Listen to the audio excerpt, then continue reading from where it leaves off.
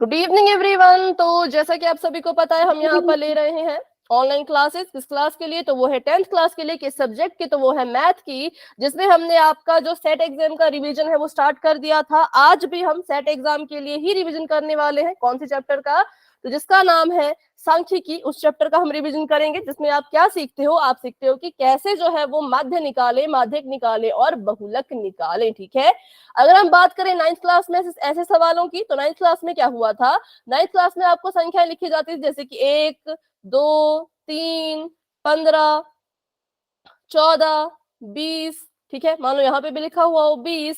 तो ऐसी चीजें आपके पास होती थी। ऐसी एक मतलब लाइन में बहुत सारी संख्याएं लिखी होती थी, और आपको इसमें से ढूंढना पड़ता था कि इसका जो हमें यहाँ पे आंकड़े दिए गए हैं, इसका माध्य कौन है, माध्यक कौन है, बहुलक कौन है ना। लेकिन अब जो आप सवाल करेंगे वो इतने सिंपल नहीं होंगे, वो थोड़े से मतलब अलग तरह के सवाल होंगे। तो एक बार उनको भी हम सीखेंगे, क्योंकि वो 10th के क्वेश्चन है और आपको सेट एग्जाम में वहीं से कोई ना कोई क्वेश्चन इसी तरह का कोई एक सवाल आ सकता है, जो आज हम सीखने वाले हैं। तो हमारा जो मेन रहेगा वो ये रहेगा कि इनको निकालते कैसे हैं। क्वेश्चन ज्यादा नहीं करेंगे, लेकिन ये उस जो क्वेश्चन करेंगे उसमें तीनों चीजें निकालेंगे, माध्य भी, माध्यक भी और बहुलक भी।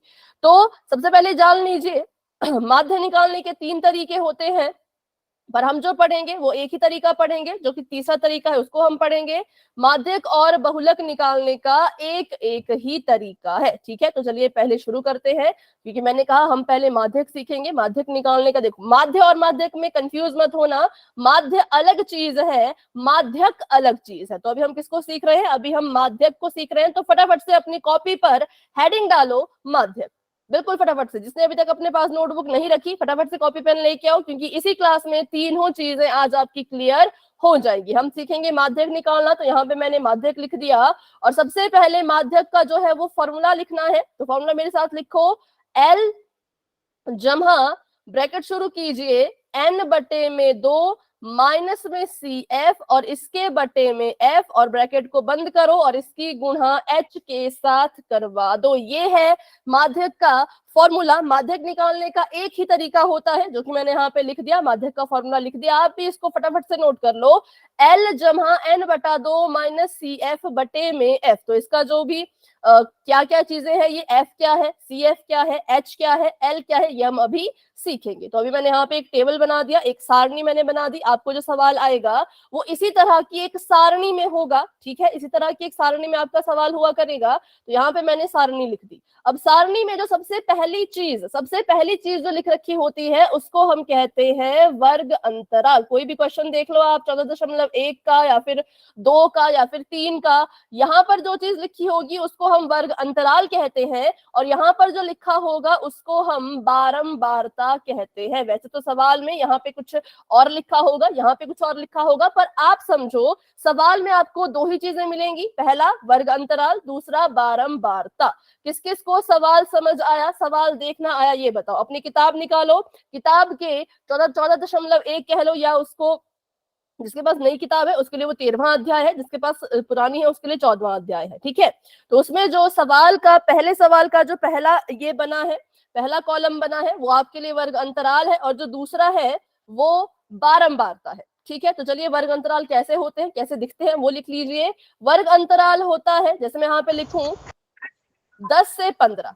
ठीक है, मैं यहाँ पे लिखूं 5 से 10, चलो 10, फिर मैं लिखूं 10 से 15, फिर मैं लिखूं 15 से 20, और फिर मैं लिखूं 20 से 25। ठीक है, तो ये मेरे लिए क्या है? ये मेरे लिए वर्ग अंतराल है, आपके लिए भी वर्ग अंतराल ही है। और उसके बाद जो यहाँ पे चीज लिखी होगी उसको हम बारंबारता कहते हैं। बारंबारता को दर्शाने के लिए हम उपयोग करते हैं F का। तो यहाँ जो लिखा होगा वो F होगा, दिख रहा है आपको? फॉर्मूले में भी F है, और यहाँ पर जो चीज लिखी जाएगी उसको भी हम F कहते हैं, बारंबारता कहते हैं। बताओ ये चीज किस किस को क्लियर हुई? जिसको समझ आया वो Y टाइप करो, सिर्फ इतना कि ये जो F है वो हमें कहाँ मिलेगा, तो वो हमें सवाल में ही मिल जाएगा। ठीक है, चलो आगे बढ़ते हैं। अब सवाल को पूरा करते हैं। मान लीजिए 5 से 10 के बीच जो चीज है वो 5 ही है, और ये 10 है, और ये 12 है, और ये 15 है। ठीक है, ये मैंने लिख दिया। अब यहां से F का मतलब यहाँ पे जो मैं लिखने वाली हूं वो मुझे कहाँ पे मिलेगा? वो मुझे यहाँ पे मिलेगा। पर कैसे मिलेगा, कब मिलेगा, उसके लिए हमें क्वेश्चन को सॉल्व करना पड़ेगा। तो जब भी आपने माध्यक निकालना है, किसी भी सवाल में माध्यक निकालने के लिए आपको आता है, तो आपको एक चीज अपने आप एक्स्ट्रा करनी पड़ेगी। यहाँ पर आपको एक अलग से जो है वो एक बॉक्स बनाना पड़ेगा, और इस बॉक्स का नाम होगा संचयी बारंबारता। ठीक है, जब भी माध्यक निकालो आपको क्या निकालना पड़ेगा खुद से, संचयी, संचयी बारंबारता, बिल्कुल, जिसको हम सीएफ कहते हैं। अच्छा, इंग्लिश मीडियम है या हिंदी मीडियम बैच है, तो मैंने पूछा ही नहीं। मैम हिंदी मीडियम है। तब ठीक है, संचयी बारंबारता, जिसको हम सीएफ कहते हैं, इंग्लिश में कहते हैं क्यूमुलेटिव फ्रीक्वेंसी। तो इसको हमें खुद से ज्ञात करना पड़ेगा, खुद से निकालना पड़ेगा किसी भी सवाल को अगर हम करते हैं।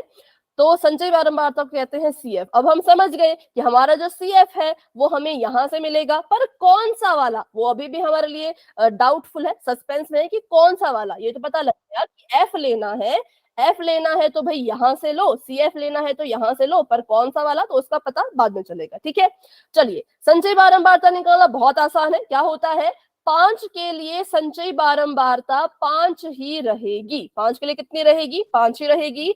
10 के लिए संचयी बारंबारता निकालनी है तो 10 में 10 को जोड़ो, 10 में बिल्कुल 5 जोड़ देंगे। 10 में 5 जोड़ो। ठीक है, 10 में 5 जोड़ा तो बताओ 10 के लिए क्या हो गई संचयी बारंबारता, 15। 15। ओके, और 12 के लिए क्या हो जाएगी संचयी बारंबारता, तो 12 में 15 जोड़ो, 12 में 15 जोड़ो। ठीक है, 17 नहीं, थोड़ा सा गलत है। 5 में 2 जोड़ा 7, 27। 27। ठीक है ना, बताओ कुछ गलत तो नहीं किया मैंने। नो मैम सही है। बिल्कुल। और जब हम 12 के लिए निकाले 27, और जब हमें 15 के लिए संचयी बारंबारता निकालनी है तो 15 में 27 जोड़ दो, 15 में 27 जोड़ दो, कितना आ जाएगा, 40। 7 5 बेटा, देखो 27 में 15 जोड़ेंगे 40 नहीं आएगा, क्योंकि 7 में 5 जोड़ो, 7 5 12। ठीक है, 42। 2 3 और 1 4, 42, 42 आएगा, 42 आएगा। ठीक है, 40 नहीं 42। चलो, तो ये हमने संचयी बारंबारता निकाली। अब क्या करो, अब यहाँ पर इस फ्रीक्वेंसी कह लो, बारंबारता कह लो, इसका भी वो कीजिए, इसका भी जोड़ कीजिए। 42 ही आएगा इसका।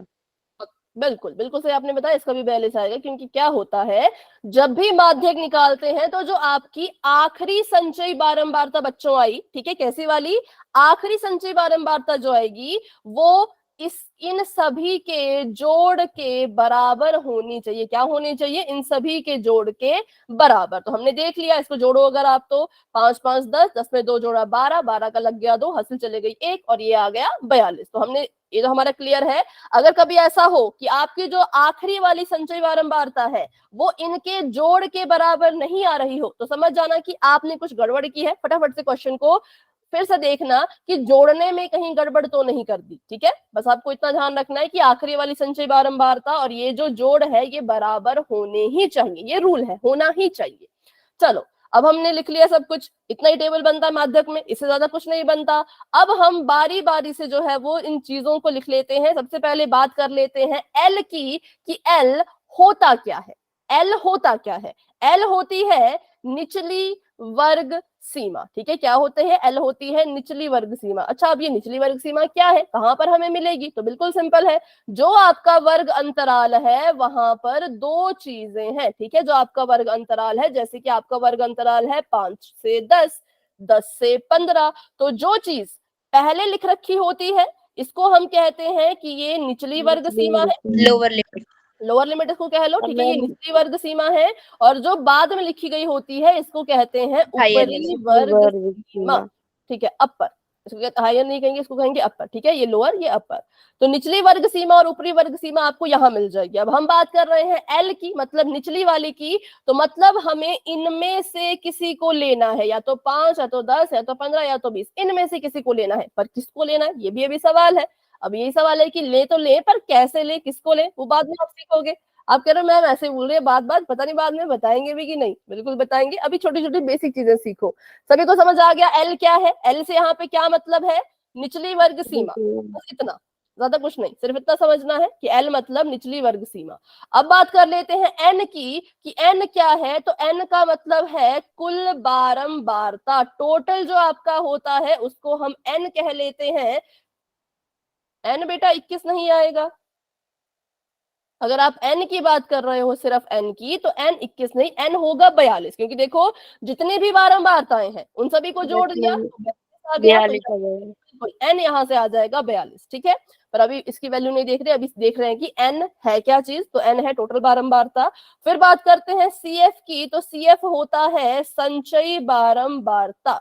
ठीक है, संचयी बारंबारता। फिर हम बात कर लेते हैं F की, तो F होता है सिर्फ बारंबारता, इसलिए मैंने यहाँ पे कॉलम भी बना रखा है, ये F है, ये CF का कॉलम है, तो F होता है सिर्फ, जिसको हम कहते हैं बारंबारता। और उसके बाद H क्या है, तो H यहाँ पर अभी जो हमने ऊपरी, बिल्कुल ऊपरी और निचली वर्ग सीमा के बारे में पढ़ा, तो ये H उन्हीं दोनों के बीच का अंतर है। जब आप ऊपरी वर्ग सीमा में से क्या कर दोगे, ऊपरी वर्ग सीमा में से जब आप निचली वर्ग सीमा को माइनस करवा दोगे तो आपको आपका H मिल जाएगा। ठीक है, ऊपरी वर्ग सीमा माइनस निचली वर्ग सीमा। ठीक है, याद रखना है इसको, ऊपरी वर्ग सीमा माइनस निचली वर्ग सीमा। और क्या होता है, ये जो वर्ग सीमाएं निकलती है या जो H होता है वो सेम होना चाहिए, ध्यान रखिएगा, H क्या होना चाहिए, सेम होना चाहिए। 5 और 10 को जब माइनस करोगे, ऊपरी वर्ग सीमा 10 है, निचली 5 है, 10 में से 5 घटाओ 5 आएगा, तो इनका अंतर भी 5 होना चाहिए, इनका अंतर भी 5 होना चाहिए, इनका अंतर भी 5 होना चाहिए। H हमेशा बराबर ही होता है मैक्सिमम केसेस में, और बराबर होना भी चाहिए अगर हमें माध्यक निकालना है तो। ठीक है, तो ये हमने यहाँ पे फॉर्मूला लिख लिया, फॉर्मूले में जो चीजें थी उनके बारे में सीख लिया कि ये चीजें क्या है। अब पता करते हैं कि कैसे इसको हमने भरना है, किससे पता चलेगा क्या लेना है और क्यों। तो सबसे पहले जब भी माध्यक निकालो, सबसे पहले निकालो n/2। क्या निकालो, n/2। यहाँ पे आप देख रहे हो फॉर्मूले में n/2 है, तो आपको भी क्या करना है, माध्यक निकालने के लिए सबसे पहले n/2 ही निकालना है। तो हम सभी को पता है n मतलब कुल बारंबारता। कितनी है कुल बारंबारता, हमने कहा कुल बारंबारता तो 42 है। ठीक है, 42 में बटे 2 लिख दो। अब यहाँ पर इसको फिर से हल कीजिए, फिर से इसको हल कीजिए, तो 2 से इसको काटो, 2 दूनी 4, बिल्कुल, तो n/2 आएगा 21। जो आप 21 कह रहे थे ना बेटा, वो होगा n/2। सिर्फ n लिखोगे तो 42 कहना है, लेकिन n/2 कहोगे तब 21 लिखना है। लिख दिया। अब क्या करो, अब यहाँ पर होता है बहुत ही जरूरी चीज, यहाँ पे शुरू होती है, आपने सबसे पहले n/2 निकालना है। निकाल लिया, कितना आया, 21 आया।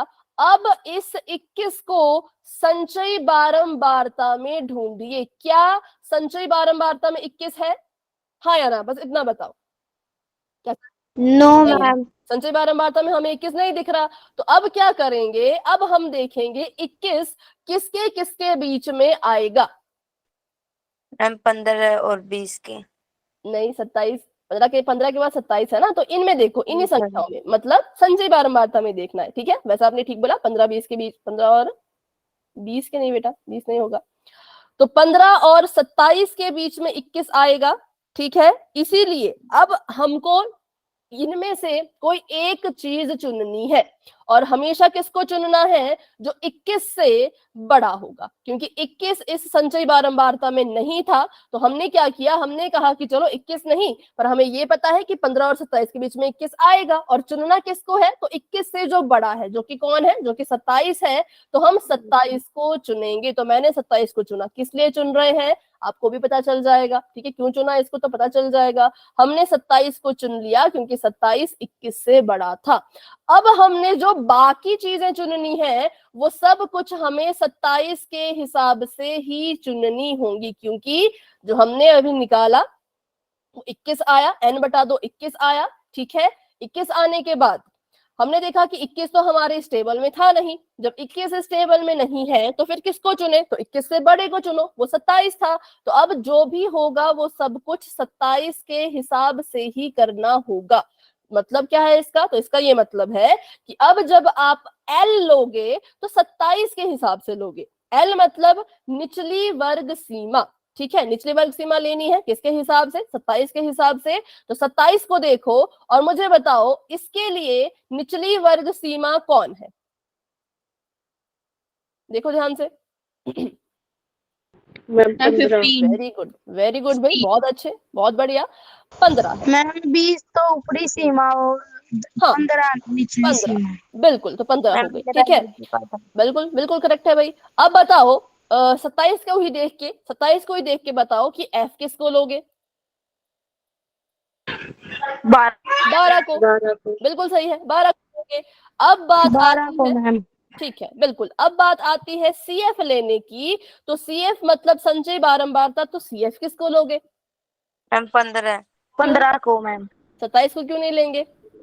मैम क्योंकि जो अंक आता है ना उससे ऊपर अंक लेते हैं, जैसे कि 12 है तो 12 से ऊपर एक था बिल्कुल 15, इसलिए 15 को लिया। ठीक है, बिल्कुल सही। कुछ बच्चे पर यहाँ पे गलती कर देते हैं, कुछ बच्चे सोचते हैं कि सीएफ मतलब संचयी बारंबारता, तो वो उसको 27 ही लिख लेते हैं। पर बच्चों सीएफ 27 नहीं आएगा, क्योंकि रूल कहता है, माध्यक को सॉल्व करने का जो तरीका है वो ये कहता है कि जो आपने चुना है, हमने 27 चुना है, तो संचयी बारंबारता 27 नहीं बल्कि 27 के ऊपर जो है उसको लीजिए। किसको लीजिए? जो 27 के ऊपर है उसको लीजिए। हमने कहा ठीक है, अब हमने 27 चुना था, लेकिन संचयी बारंबारता को 27 नहीं ले सकते, क्योंकि उसके ऊपर जो है 15, उसको हमें सीएफ की जगह पर लेना है। इसलिए आपको याद ही रखना पड़ेगा, इसके लिए कोई फॉर्मूला नहीं है, कोई लॉजिक नहीं है, ये आपको याद ही रखना पड़ेगा, क्योंकि सीएफ का मतलब ही है कि ऐसी संचयी बारंबारता जो आपकी चुनी हुई संचयी बारंबारता से ऊपर है। ठीक है, बताओ किस किस को क्लियर हो गया ये पूरा का पूरा, कि हमने n/2 कैसे लिया, l कैसे लिया, f कैसे लिया और 15 कैसे लिया? क्लियर है? और h कितना आएगा? तो चलो h भी बता ही दो, आप ही बता दो h कितना होगा। Ma'am ma'am 5। 5। बिल्कुल h होगा 5, क्योंकि h मतलब ऊपरी वर्ग सीमा से निचली वर्ग सीमाओं को माइनस करते जाओ। 10 में से 5 गया 5, 15 में से 10 गया 5, 20 में से 15 गया 5, 25 में से 20 गया तब भी 5। तो हमने कहा h हमारा आ गया 5 के बराबर। तो अब हमने सब कुछ लिख लिया है। अब हमें क्या करना है? अब हमें अपने फॉर्मूले में बस वैल्यूज को भरना है, और हमें हमारा आंसर जो है वो हल करके निकाल लेना है। तो चलो यहाँ पे मैंने लाइन लगा दी, क्योंकि अब इसको हम सॉल्व कर रहे हैं दूसरी तरफ। तो फिर से मैं यहाँ पे फॉर्मूला लिख रही हूँ जो हमारे माध्यक का होता है। माध्यक कहता है L जमा n/2 माइनस का CF बटे में इसके F कर दो ब्रैकेट के अंदर बंद, और गुणा करवा दो H से। ठीक है, L हमने लिया, L हम 15 ले रहे हैं, जमा का निशान, ब्रैकेट शुरू कर दिया।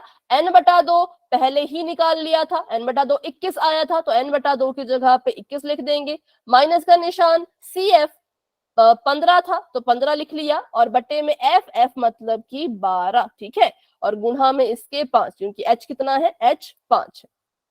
चलो अब इसको सॉल्व करते हैं। 15 ऐसे कैसा रहेगा?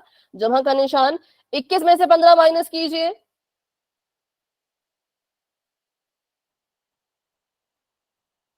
मतलब 6 आएगा। आप बताओ।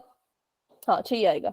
ठीक है, 21 में से 15 माइनस किया 6 बटे में 12 गुणा में 5। बताओ किस किस को क्लियर हुआ कि यहाँ पर 6 मैम घटा 12 घटाने आया, के घटाने से। हाँ ठीक है, अभी भी अब देखो 15 ऐसे का ऐसा रहेगा, जमा का निशान। किस किस को लगता है कि 15 में 6 को जोड़ देना चाहिए? मैम ये कटेगा भी फिर अंदर का। हाँ पर मुझे बताओ, चलो काट, आप कह रहे हो कटेगा, बिल्कुल सही है, पहले काट लेते हैं। ये आ जाएगा 6 कम 6, 6 दूनी 12। ठीक है, कट गया, ये आ गया 1/2 और इसकी गुणा में आ गया 5। अब बताओ क्या करोगे? क्या 15 में मैम 1 जोड़ के इसको 16/2 लिखोगे? मैम इसको आर पार भी तो गुणा कर सकते थे। सब कुछ कर सकते हैं बेटा, पर मैं जो मेरा सवाल है पहले उसका आंसर दो, कि क्या मैं 15 में 1 जोड़ के इसको 16/2 लिख दूं? Yes ma'am. Yes ma'am. पक्का? No ma'am. क्यों, क्या कारण है, क्यों नहीं लिख सकते? रीजन भी बताओ। No ma'am.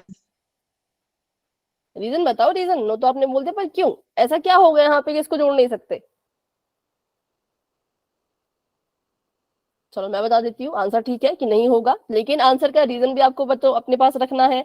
तो कारण इसका ये है, हाँ बोलो, कुछ बोल रहे हैं। क्योंकि ये आंसर जो भी 5 को इनसे 1/2 से मल्टीप्लाई करेंगे ना, उसके बाद जो आंसर आएगा उसमें 15 ऐड करके आंसर आएगा, ये इसके साथ ही चलेगा। अच्छा, आप कह रहे हो कि ऐसा करो कि 15 जमा 5 कम 5 बटे में 2, और फिर इसको जोड़ो, तो इसको जोड़ के तो आ गया 20/2। अब ठीक है, बताओ। No ma'am. हमें कट भी सकता है। ठीक है, तो अभी के लिए चलो ये मैंने कर लिया, ये हम कर सकते थे, ठीक है, ये हम कर सकते थे कि इसको गुणा कर सकते थे, इसको गुणा कर लिया, ठीक है। 5 हमें पता है कि जब भिन्न आपस में गुणा करते हैं कैसे करते हैं, अंश की गुणा अंश से होती है, हर की गुणा हर से होती है, लेकिन यहाँ पे हर था ही नहीं तो इसलिए गुणा हुई ही नहीं, तो 15 ऐसे का ऐसा, 5 एकम 5 और बटे में आ गया 2। लेकिन अभी भी बच्चों हम इनको आपस में जोड़कर नहीं लिख सकते, क्यों? क्योंकि भिन्नों को कभी भी आसानी से ना तो जोड़ सकते ना तो घटा सकते। क्या करना पड़ता है, अगर भिन्नों को आप जोड़ना चाहते हो या घटाना चाहते हो तो आपको उनके हर बराबर करने पड़ते हैं, ठीक है। तो इसका मतलब अभी आप 15 जमा 5 20 बटा 2 नहीं लिख सकते। ध्यान से सुनो, क्योंकि बहुत बच्चे ऐसा करते हैं, फिर क्या फायदा, पूरा क्वेश्चन सही करोगे यहाँ पर आके गलत कर दोगे, तो ये बिल्कुल गलत है। आप ऐसा नहीं कर सकते कि आप डायरेक्ट जोड़ दो, डायरेक्ट कभी नहीं जुड़ेगा। हाँ, अगर इनके हर बराबर होते,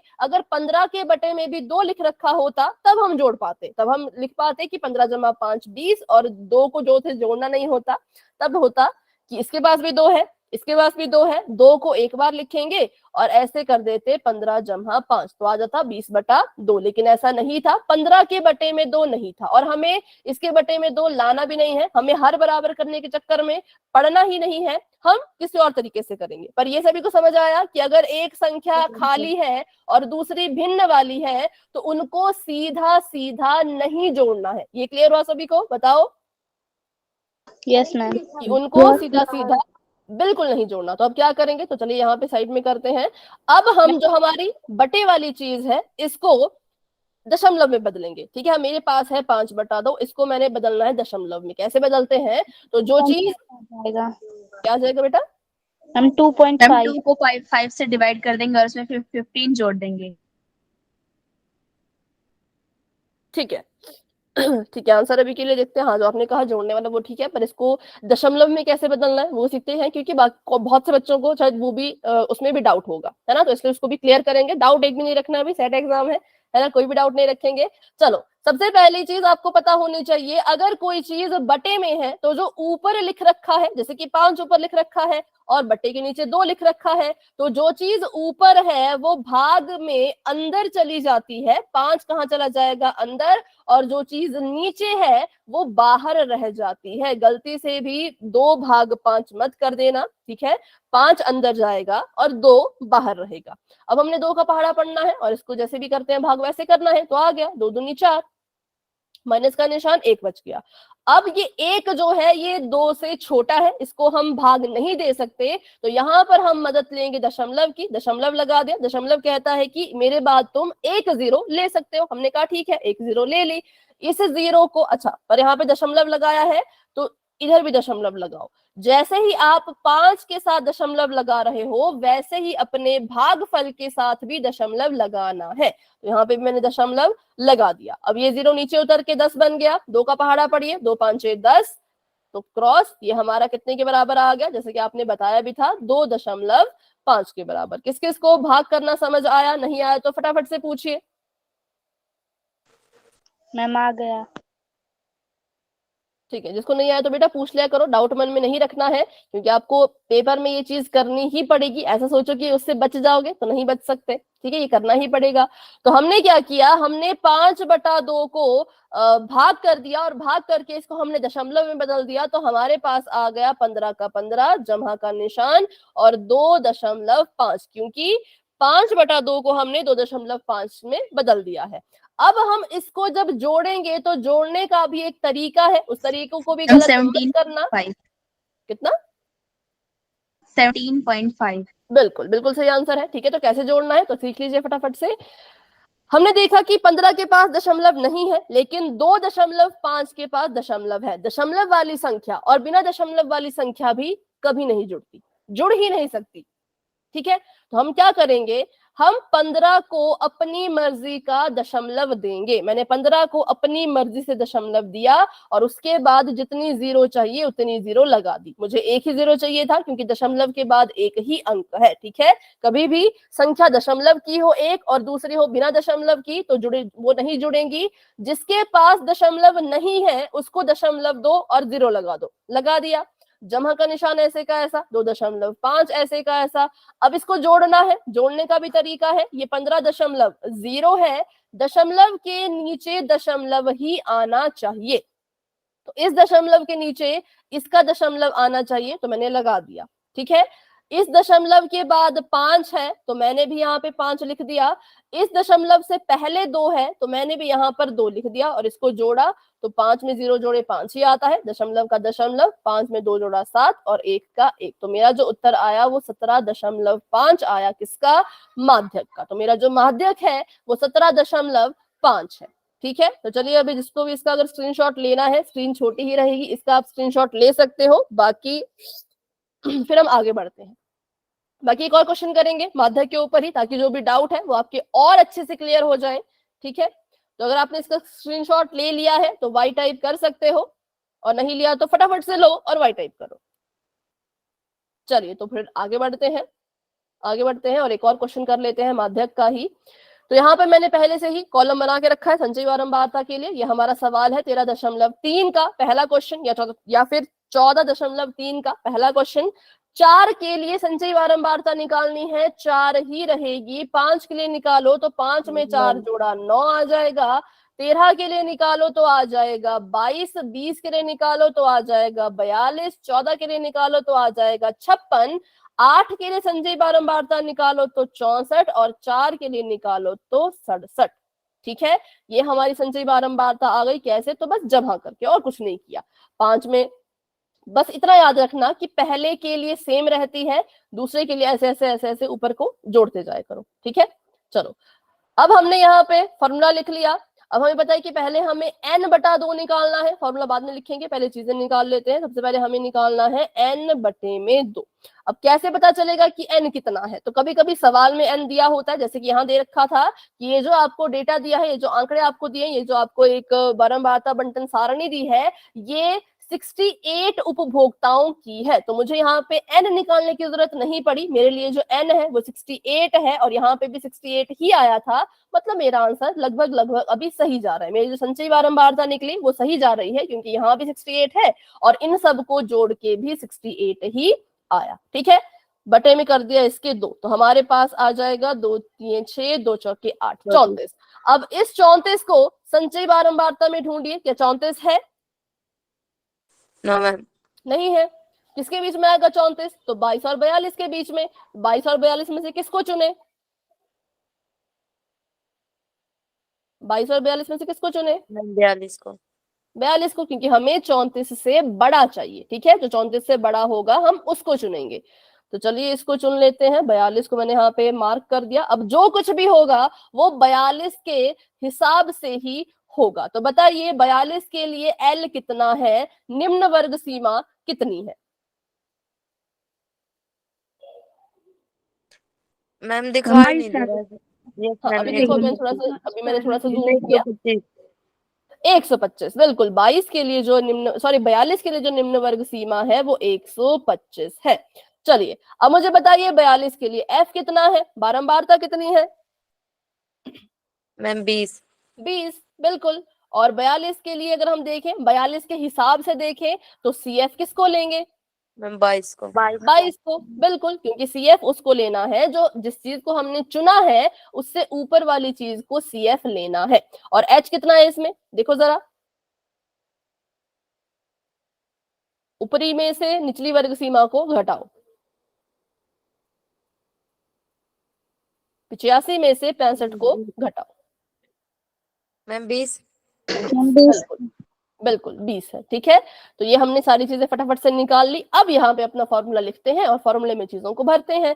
तो माध्यक का जो फॉर्मूला होता है वो होता है, सबसे पहले तो लिखेंगे L, जमा का निशान, ब्रैकेट शुरू कर दिया, n/2, माइनस का निशान, CF, इसके पूरे के बटे में F और गुणा में इसके H। ठीक है, L कितना है तो हमने अभी निकाला है, L 125 है, ब्रैकेट लगा दिया, n/2 है 34, CF है 22, F हमारे पास 20 था तो 20 लिख दिया, और H भी हमारे पास 20 है तो 20 लिख दिया। F क्यों है 20? क्योंकि 42 के लिए बारंबारता 20 है। एच क्यों है 20? क्योंकि 85 में से 65 घटाओ तो 20 आएगा, 125 में से 105 घटाओ तो 20 आएगा, 145 में से ये दोनों 125 कट घटाओ जाएंगे 20 तो भी 20 आएगा। ठीक है, तो इसलिए एच और एफ इसलिए बराबर है। हर बार ऐसा मत करना कि इनको बराबर ले लिया, इस सवाल में ये बराबर थे। 125 दोनों कट भी जाएंगे।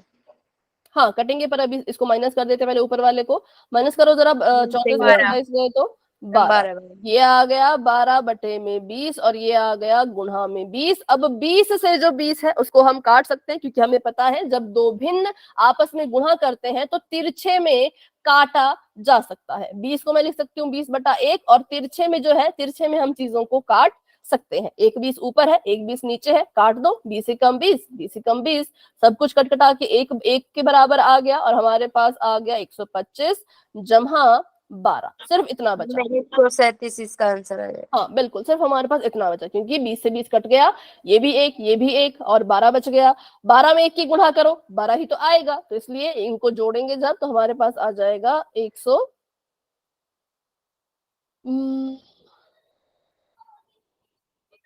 अच्छा 137, 137। तो ये हमारा माध्यक जो है वो आ गया। इसका भी आप चाहो तो स्क्रीनशॉट ले सकते हो, ये बिल्कुल हमने फटाफट कर लिया। इसमें वैसे दशमलव में बनाने की भी जरूरत नहीं थी। ठीक है, तो चलिए स्क्रीनशॉट ले लीजिए और हम बढ़ते हैं अपने। ये सवाल हमने पहले ही कर लिया था। कब बेटा, कहाँ पर?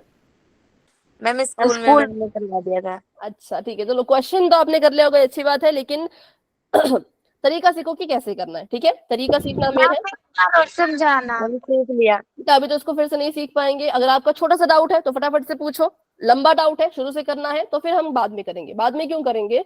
क्योंकि मैं चाहती हूँ कि सारा एक बारी में हो जाए, फिर रिकॉर्डिंग में आप तीनों चीजें अच्छे से देख पाओ, बार बार आपको ढूंढना पड़ना पड़े कि कहाँ से पढ़े। रिकॉर्डिंग में पूरा आ जाएगा एक बार, तो आप फटाफट से रिकॉर्डिंग देख के माध्य, माध्यक, बहुलक तीनों सीख पाओगे। तो अगर पूरा सवाल है तो क्लास के एंड का वेट करो, लेकिन छोटा सा डाउट है तो फटाफट से पूछो। बताओ मैम ये 125 कैसे आया? बस इतना सवाल तो ये तो हम बता देंगे। L 125 इसलिए आया क्योंकि देखो हमने 42 को चुना है। हमने किसको चुना है? 42 को चुना है। ठीक है, तो 42 के लिए जो L है, L का मतलब निम्न वर्ग सीमा या निचली वर्ग सीमा, तो 42 के लिए निम्न वर्ग सीमा 125 है। ठीक है, यहाँ पे देख लो चाहे तो इसको अगर मैं जूम करूं तो ये हमारा 42 था। 42 के लिए जो निम्न वर्ग सीमा थी वो 125 थी, इसलिए हमने L को 125 लिया। बताओ अभी कोई डाउट? No ma'am. चलो तो फिर चलते हैं माध्य की तरफ। तो अब हम सीखेंगे कि माध्य कैसे निकाला जाता है। माध्य निकालने के वैसे तो 3 तरीके होते हैं, पर अभी ज्यादा से ज्यादा मैं आपको 2 ही तरीके कराऊंगी। पहला तरीका करने की उतनी कोई जरूरत है नहीं, क्योंकि उसका इस्तेमाल हम अब कम ही करते हैं। तो पहला तरीका है ए, जमा का निशान, ब्रैकेट लगा दीजिए, इसको हम कहते हैं समीशन ऑफ, समीशन कहते हैं इसको FIUI। ठीक है, समीशन ऑफ FIUI, और यहाँ पे लिखेंगे समीशन ऑफ FI, और इसकी भी गुणा करवा देंगे H के साथ। ये बहुत जरूरी है सभी को। अगर इस चैप्टर के क्वेश्चन करने हैं तो आपको बच्चों फॉर्मूले याद होने ही चाहिए, बिना फॉर्मूले के क्वेश्चन नहीं हो पाएंगे। और दूसरा फॉर्मूला होता है ए जमा समीशन ऑफ FI/DI। ठीक है, समीशन ऑफ FI/DI बटे में समीशन ऑफ FI गुणा में H, गुणा में इसके H। ठीक है, ये फॉर्मूले सभी ने लिख लिए, दोनों फॉर्मूले फटाफट से लिखो, या फिर इसका भी आप स्क्रीनशॉट चाहो तो ले सकते हो। अब सीख लेते हैं यहाँ पर ए क्या है। ए से क्या मतलब है? ए का मतलब है काल्पनिक माध्य। अब ये काल्पनिक माध्य क्या होता है ये हम सीखेंगे आगे। कुछ कह रहे हो बेटा आप? मैम इसका FIXI भी हो सकता है ना? किसका? मैम इसी का फॉर्मूला FIXI और FI। FIXI बेटा समीशन ऑफ FI, पर उसमें क्या होता है, उसको हम क्यों इस्तेमाल नहीं करते? उसमें हमें इतनी लंबी गुणा, इतनी लंबी जमा करनी पड़ती है, इसलिए उसको हम स्किप करते हैं। वो आपको आता होगा, मैं ऐसा सोच के चल रही हूँ, इसलिए उसको नहीं सीख रहे, उसमें कोई डाउट शायद होगा नहीं, है ना। तो ए है काल्पनिक माध्य। ये जो समीशन ऑफ FIUI है, ये FI को जब क्या करोगे, UI के साथ गुणा करोगे तो उन सभी का जो जोड़ आएगा उसको समीशन कहते हैं। ये आपको ऐसे पता नहीं चलेगा, जब क्वेश्चन करेंगे तो ही पता चलेगा। ठीक है, और समीशन ऑफ FI क्या है? तो ये है कि जितनी भी बारंबारताएं हैं उन सभी का टोटल, ठीक है, बारंबारताओं का टोटल, बारंबारता का जोड़, यह है समीशन ऑफ fi। और उसके बाद बात करें h की, तो h तो आप सभी को अच्छे से पता चल गया होगा कि ऊपरी वर्ग सीमा में से निचली वर्ग सीमा को माइनस कर देंगे तो हमें हमारा h मिल जाएगा। तो चलिए इस पर आधारित एक सवाल कर लेते हैं। सवाल यही आपका रिपीटेड है, पहले भी आपने ये सवाल किया होगा, लेकिन सवाल मत सीखो, ये सीखो कि कैसे करते हैं, ठीक है। तो पहले इसका टेबल भर लेते हैं। इसका टेबल अगर आपको बनाना है तो आपको इतनी सारी चीजें खुद से निकालनी पड़ेंगी, आपको सिर्फ 2 चीजें दे रखी होंगी, बाकी आपको सब कुछ खुद निकालना है। सबसे पहले आपको निकालना है xi के बारे में हमने बात नहीं की, यहाँ बात कर लेते हैं। xi को कहते हैं वर्ग चिन्ह। क्या कहते हैं? वर्ग चिन्ह। और वर्ग चिन्ह कैसे निकलता है? तो वर्ग चिन्ह निकालने के लिए जो आपकी ऊपरी वर्ग सीमा है उसमें निचली वर्ग सीमा की जमा कीजिए। मैं यहाँ पे ऊ और नी लिख रही हूँ, पर समझ जाना, ऊ का मतलब है ऊपरी वर्ग सीमा, नी का मतलब है निचली वर्ग सीमा। ऊपरी वर्ग सीमा में निचली वर्ग सीमा को जमा करो और उसको 2 से भाग दे दो, तो हमारा xi निकल जाता है, ठीक है। और ये आपको हर बार निकालना पड़ेगा, जब भी आप माध्य निकाल रहे हो xi निकालना जरूरी है। चलिए, तो अभी xi सीख लिया। xi का मतलब ऊपरी वर्ग सीमा निचली वर्ग सीमा को जोड़ो। यहाँ पर निचली वर्ग सीमा है 65, ऊपरी वर्ग सीमा है 85, इनको जोड़ना है, बटे में 2 करना है, इनको जोड़ के आएगा 150, बटे में 2, 2 से काटो, 2 सत्ते 14, 2 पांचे 10। तो पहला xi आ गया 75। xi निकालने के लिए हमें जरूरत पड़ेगी वर्ग अंतराल की। समझ में आया सभी को? xi निकालने के लिए जरूरत पड़ेगी वर्ग अंतराल की। कैसे निकालते हैं? तो इसका फॉर्मूला फिर से लिख लेती हूँ। ऊपरी वर्ग सीमा में जब जोड़ेंगे निचली वर्ग सीमा को और उसको भाग कर देंगे 2 से, तो हमें जो है वो इसका आंसर मिल जाएगा, ठीक है। तो वैसे यहाँ पर देखते हैं, 105 में जब 85 को जोड़ोगे, 105 में जब 85 को जोड़ोगे तो 5 5 10, 8 और 1 9 और 190, और इसको जब 2 से भाग कर दोगे तो 2 9 18, 2 5 10, तो ये आ जाएगा 95, ठीक है। कितना आ जाएगा? 95। इसी तरह से मैंने सभी के ये पहले लिख रखे हैं ताकि टाइम हमारा बिल्कुल भी वेस्ट ना हो। ये 95 आ गया, ये आ जाएगा 115, ये आ जाएगा 135, ये आ जाएगा 155, ये आ जाएगा 175, और नीचे वाला निकालो। आप निकाल के बताओ नीचे वाला। 205 में 185 को जोड़ना है, जोड़ करके जो आएगा उसको 2 से भाग देनी है। फटाफट से बताओ क्या आएगा? xi, हम जोड़ के उसमें 390 आएगा। ठीक है। और भाग करके? मैम निकाल रहे हैं। हाँ बिल्कुल निकाल लीजिए।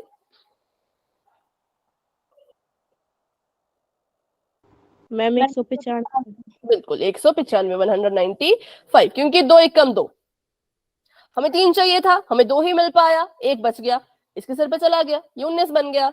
2 9 18, हमें 19 चाहिए था, 1 ही मिल पाया, है ना, सॉरी 18 ही मिल पाए, 1 बच गया, अगले वाले के सिर पे चला जाएगा, 10 बन गया, 2 5 10, तो 195 आ जाएगा इसको हल करके। ये हमने xi निकाल लिया। अब हमें बारी बारी से चीजें निकालनी है। अब हम निकालेंगे di कैसे निकालते हैं? di निकालने के लिए हमें xi की जरूरत पड़ेगी, क्योंकि di कहता है कि बच्चों आपका जो xi है उसमें से a को माइनस कीजिए। अब a क्या है? तो हमने अभी सीखा था, a होता है काल्पनिक माध्य, ठीक है, जिसको हम खुद से क्या हो गया? 135 हो जाएगा ये। बिल्कुल a होगा काल्पनिक माध्य, लेकिन ये तो आपको पता है 35 है, पर क्यों है वो भी सीख लेते हैं, ठीक है। तो काल्पनिक माध्य ऐसी संख्या होती है, काल्पनिक माध्य क्या होता है? xi की ऐसी संख्या, xi में ऐसी संख्या जो बिल्कुल बीचों बीच हो। कैसी हो? बिल्कुल बीचों बीच। तो कौन है वो संख्या जो बिल्कुल बीचों बीच है? तो वो हमारे लिए 135 है। क्यों है बीचों बीच, वो भी आपको मैं बताऊंगी। तो बीचों बीच जो संख्या हो उसी को हम काल्पनिक माध्य लेते हैं।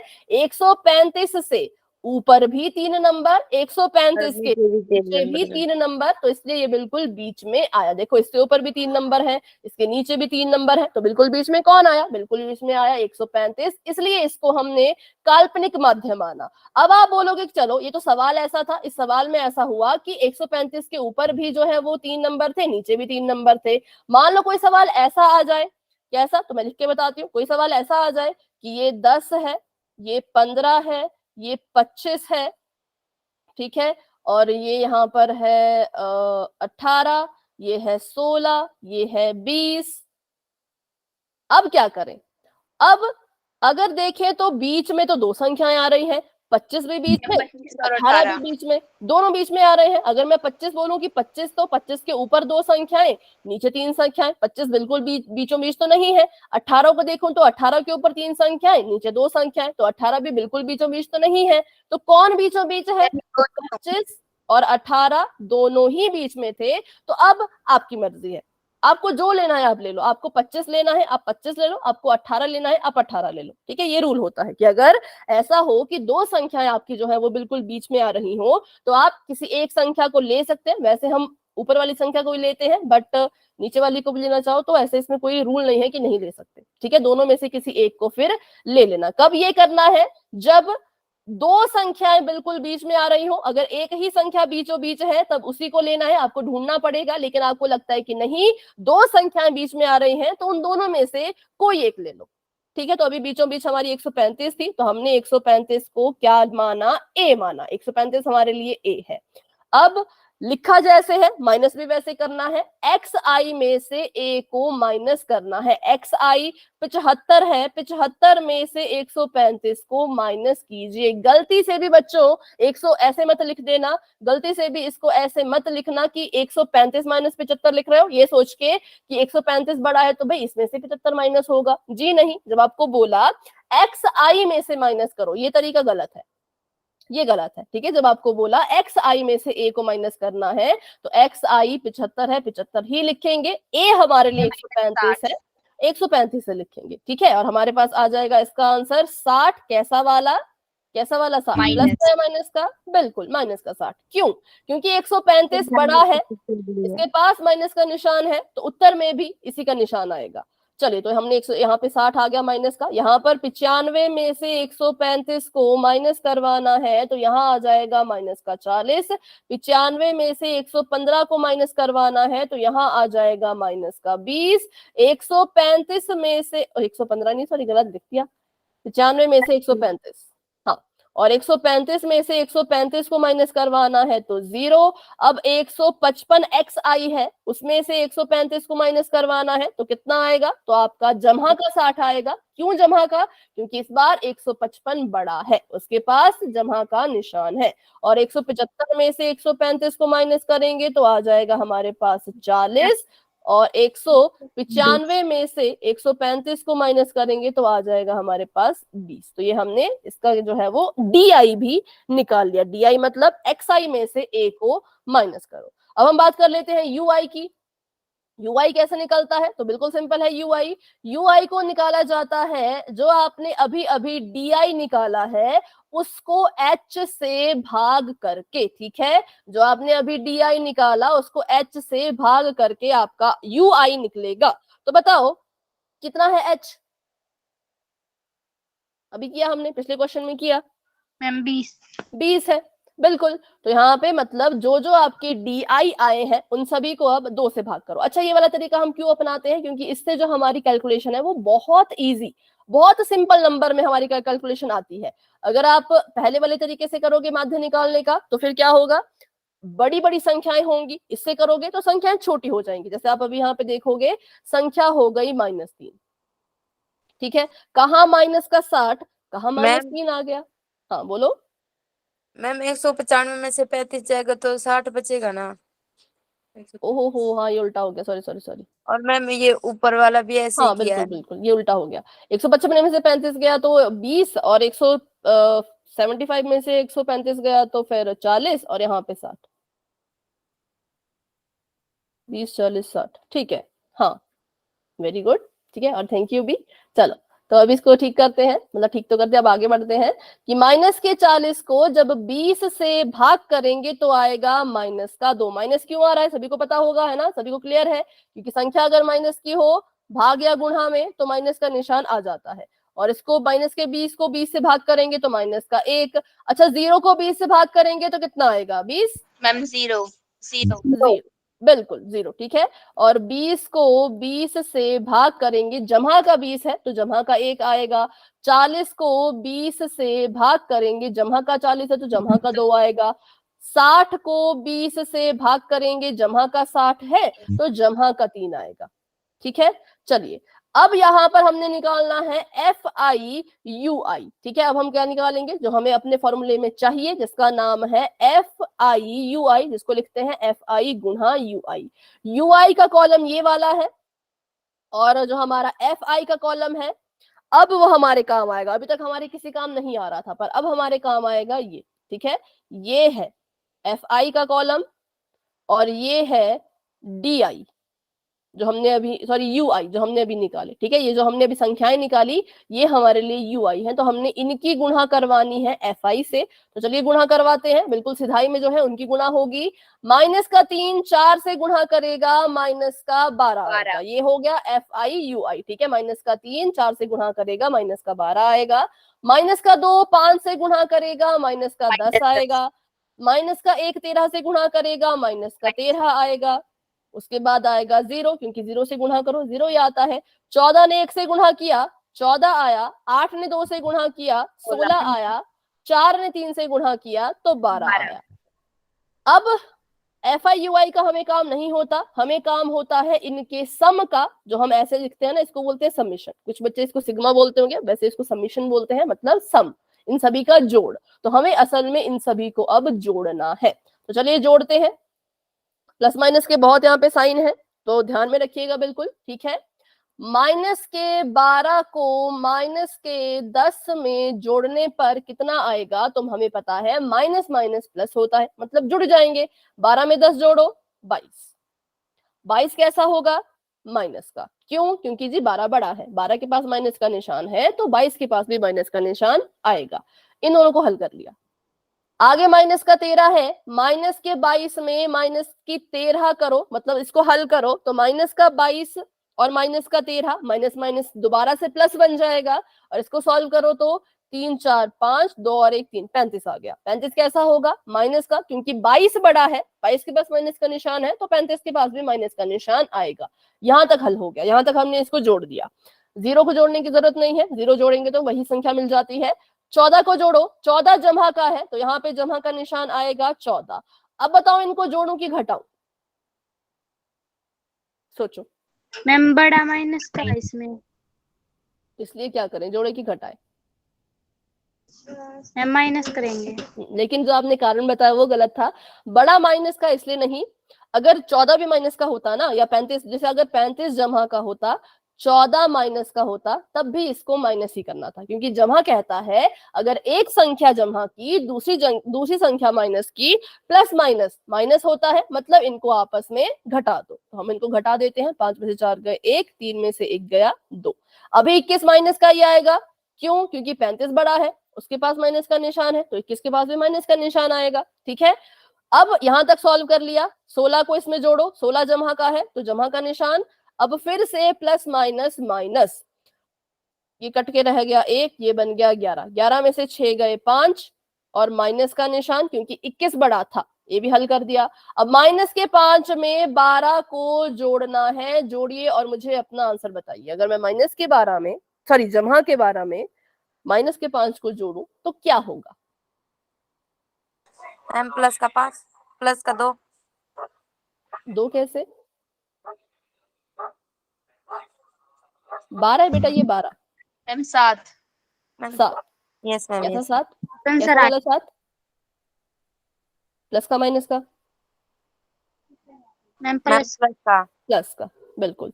क्योंकि 12 बड़ा है, 5 छोटा था, 12 के बाद जमा का निशान है, जिसकी वजह से उत्तर में भी जमा का निशान आएगा। इनको करना क्या है, देखो 5 माइनस का, 12 जमा का, प्लस माइनस माइनस होता है, इसलिए इनको घटाएंगे। यहाँ पे नहीं देखेंगे कि अभी नहीं देखेंगे बड़ा कौन है, अभी सिर्फ इतना देखेंगे कि साइन कैसे है। एक प्लस का था, एक माइनस का था, प्लस माइनस माइनस, तो घटा दिया।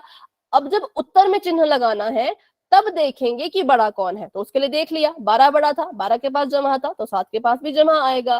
तो जब हमने FI/UI को जोड़ा, इन सभी को जब जोड़ा, तो हमारे पास जो आंसर आया वो आंसर आया जमा का 7। ठीक है, इन सबको जोड़ के हमारे पास आंसर आया जमा का 7।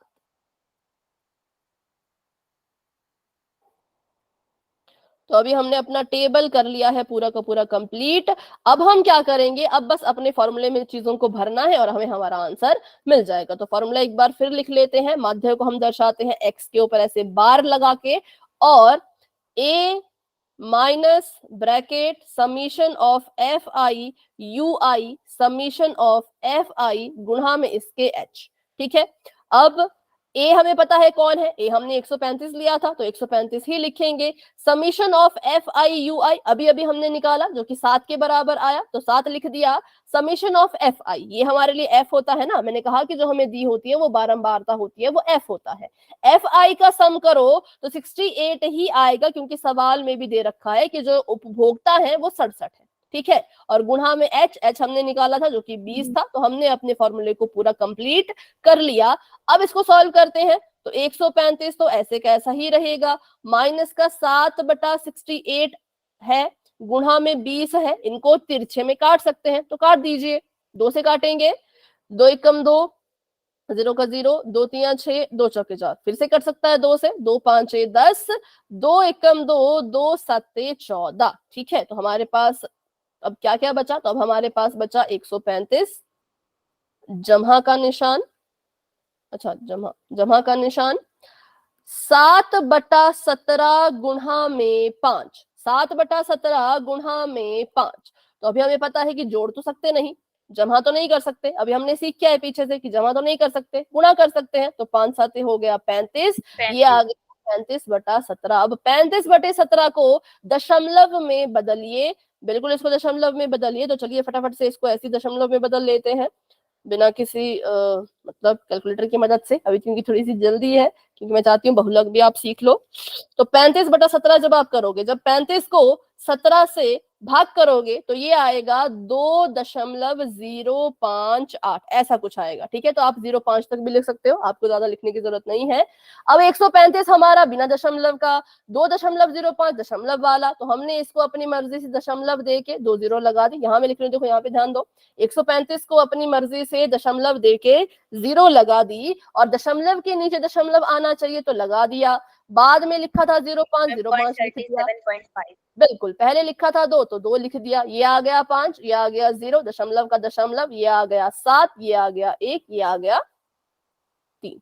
तो 137.05 ये हमें हमारा जो है वो माध्य मिल चुका है। ठीक है, अब बात करते हैं कि ये जो फॉर्मूला हमने अभी अभी सीखा, ये जो हमने फॉर्मूला अभी अभी सीखा, इसका इस्तेमाल कब कर सकते हैं, तो इसका इस्तेमाल सिर्फ तभी कर सकते हैं जब h बराबर हो। जब आपका जो h है, जो इनके बीच का जो डिफरेंस है वो अगर बराबर हो तो आप इस फॉर्मूले को इस्तेमाल कर पाओगे। पर मान लो आपका h बराबर नहीं है, मान लो कि इसको माइनस करके आ रहा है 20, इसको माइनस करके आ रहा है 15, इसको माइनस करके आ रहा है 16, इसको माइनस करके आ रहा है 18, h अगर बराबर ना हो, h अगर सेम ना हो, तब आप इस वाले फॉर्मूले को यूज करोगे। और इस वाले फॉर्मूले क्या करना है वो तो हमने कर ही लिया है, टेबल हमारा बना है, बस हमने डी को एफ आई से गुणा करना है, बस यही करना है, और जो भी उसका योग होगा उसको लिखना है। ठीक है, और कुछ नहीं करना। जैसे यहाँ पे हमने एफ आई यू आई किया था ना, तो नीचे वाले में डी आई को एफ आई से गुणा करके एक नया कॉलम बना देना एफ आई डी आई का, और आपके पास चीज आपको मिल जाएगी, फिर उसको जोड़ देना। तो जब h बराबर नहीं होगा तब आपको नीचे वाला फॉर्मूला यूज करना है, लेकिन अगर h बराबर है तो कोई दिक्कत वाली बात नहीं है, तब आप इसको इस्तेमाल कर सकते हो। ठीक है, ठीक है, चलो तो अभी आगे बढ़ते हैं। अभी आप इसका स्क्रीनशॉट लेना चाहो तो ले सकते हो फटाफट से, और अगर स्क्रीनशॉट ले लिया है तो बस y टाइप कर देना, क्योंकि बहुलक भी सीखेंगे। 5 मिनट है अभी हमारे पास, तो चलिए फिर चलते हैं पीछे और सीख लेते हैं बहुलक, जिसको सॉल्व करने के लिए आपको कुछ भी नहीं चाहिए, बस सवाल चाहिए और कुछ नहीं चाहिए। ठीक है, तो चलिए फटाफट से बहुलक का फॉर्मूला लिख लेते हैं। तो बहुलक का फॉर्मूला भी सेम, L जमा का निशान, ब्रैकेट शुरू करो, F1 माइनस F0, क्योंकि यहाँ पे F का इस्तेमाल हो रहा है तो समझ गए कि इसी में से कोई होगा। ठीक है, और नीचे क्या है, तो नीचे है 2 गुणा F1 माइनस का F0 minus F2 bracket close गुणा में इसके h। बात कर लेते हैं ये F1 F2 F0 क्या है। इस पूरी बारंबारता में आपको जो बारंबारता सबसे बड़ी दिख रही है उसका नाम बताओ फटाफट से, कौन सबसे बड़ा है? मैम 20। मैम 20। बिल्कुल बिल्कुल 20 सबसे बड़ा, तो मतलब हमारे लिए जो F1 का काम करेगा वो 20 करेगा, ठीक है। से ऊपर F0। बिल्कुल, और F1 से जो ऊपर हुआ वो हमारे लिए काम करेगा F0 का, और जो F1 से नीचे हुआ वो बिल्कुल वो हमारे लिए काम करेगा F2 का। F0 F1 F2 मिल गए, ठीक है जी। अब L किसको चुने? L किसको चुने? हाँ बिल्कुल, जो F1 के सामने है, जो F1 के लिए L का काम कर रहा है, वही फॉर्मूले में भी L का काम करेगा। तो 20 F1 था, 20 को देख के L भी हो गया 125, और F1 है, अच्छा इसको लिखना रहने देते हैं, डायरेक्ट फॉर्मूले में भर देते हैं, ठीक है, क्योंकि हमने वैसे लिख लिया है, बस L लिख लेती हूँ। L होगा 125, और H तो हमें पता ही है भाई, H तो हमने इतनी बार कर लिया, वो 20 है, ठीक है। फॉर्मूले में भर लेते हैं। L की जगह पे 125 था, 125 लिख दिया, जमा का निशान, ब्रैकेट शुरू किया। F1 20 है, इसमें से माइनस करना है F0 को, 20 में से 13 को माइनस करना है। नीचे वाले में है 2 गुना F1, मतलब 2 गुना 20, माइनस का निशान 13, माइनस का निशान 14, और इसको जो है वो ब्रैकेट को बंद करो, और यहाँ पर जो है वो H मतलब 20 की गुणा करवा दो, H मतलब 20 की गुणा करवा दो, ठीक है। अब 125 जो है वो ऐसे का ऐसा ही रहेगा, जमा का निशान, 20 में से 13 गए तो कितने बचेंगे? 7, और यहाँ पे आ जाएगा 40 माइनस 13 माइनस 14, और गुणा में इसके 20 ही रहेगा। चलिए 40 माइनस 12 माइनस 14 को हल करते हैं। 40 में से 13 गए तो कितने बचे? तो बच गए 27, और 27 में से 14 गए तो कितने बचे?